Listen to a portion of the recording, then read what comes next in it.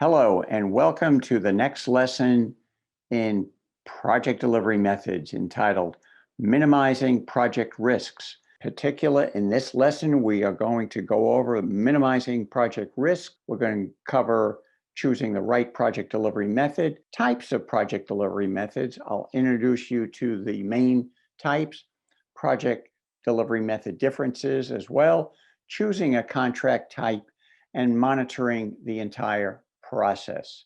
So I look forward to seeing you in this course and attending this course, and I think you'll enjoy it. Thank you.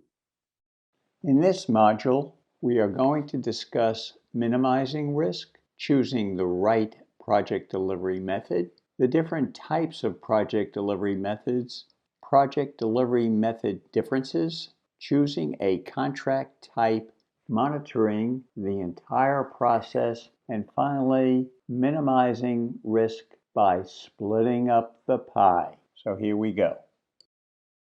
So let's talk about minimizing risk. The owner builds a team with the best chance of mitigating risk. Two primary professionals are the design team with the architect and the engineers, and the construction team. The project delivery is a comprehensive process by which a building, a facility, or a structure is designed and constructed. And finally, project delivery methods should have a bearing on the makeup of the team, and they do. Now let's cover choosing the right project delivery method. Not a very easy task. The owner chooses a project delivery method, then the project team. The owner's dilemma, price versus performance. And finally, each project has a distinctive requirement for problem solving, and some methods work better than others. So now we're going to talk about some types of project delivery methods specifically. Four primary project delivery methods. The first is design, bid, build. The second is design build. The third is agency construction management. And the fourth is at-risk construction management. The functions associated with construction management are required in all four methods. And the next module will cover these project delivery methods in detail. Hi, I hope you're enjoying this free lesson from the University of Maryland's Project Management Center for Excellence. If you want to check out more lessons just like this one, click the link in the description below where you'll be able to go to our website on executive project management. There, you can find edX courses, professional short courses where you can learn from an instructor like me, as well as request custom team training for you and your organization. All right, let's get back to the lesson and I'll see you at the end. So now let's cover the project delivery method differences, and they all do vary a little bit. The point at which a contractor gets involved varies.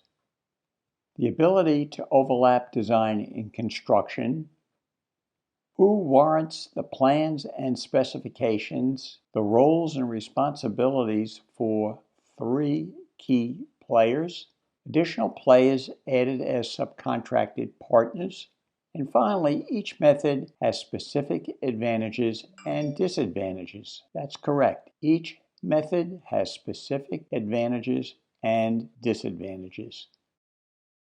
Now let's talk about choosing a contract type. The owner must choose a contract type, not only a project delivery method, but a contract type. The goal is actual construction services for the lowest price possible without creating undue risk for the owner. Three major types of contracts exist. There are many more, but here are the three major ones. Lump sum, unit price, and reimbursable, also called cost plus a fee. And finally, we're going to discuss this later in the course. Next, we want to talk about monitoring the entire process. The lead construction manager can perform as a modern-day new master builder. The owner must devise mechanisms to ensure that the budget is monitored, the schedule is maintained, and quality is ensured. Several mechanisms for accomplishing these tasks will be covered in greater detail in later modules. Let's talk about minimizing the risk by splitting up the pie. This is the story of how joint venturing can really reduce risk to a contractor, and the bonding companies love it. Why? Because, as an example, you could get on a very large mega project, two companies working on it instead of one, and they share the responsibilities, they share the bonding responsibilities, and the bonding companies love it because there is a reduction in the contract liability to each of the construction companies, and it works out in the end. So joint venturing is a great way for an owner to get its cake and eat it with two different companies joint venturing, splitting up the bonding responsibilities, and again, the bonding companies love it, and indirectly the owners love it because it works. Well, I hope you enjoyed minimizing project risks, where you start to really focus on what can you do to minimize your risk and improve your profitability. It's a risk-reward ratio thought process and selection process. In the next lesson, we are going to cover and take a deep dive into the specific project delivery methods. So I look forward to seeing you in the next module shortly. Thank you. Hey there, did you enjoy that lesson as much as I did? If you did, go ahead and give us a like. If you want to see another one, go ahead and subscribe. And if you have any questions or comments, put them below and we'll get back to you as soon as we can. Moreover, is there somebody in your life who really needs this lesson right now? If so, go ahead and share it with them. I'm sure they'll appreciate it. Now, we look forward to seeing you in the next lesson, where you can learn even more from the University of Maryland Project Management Center for Excellence. Thanks so much.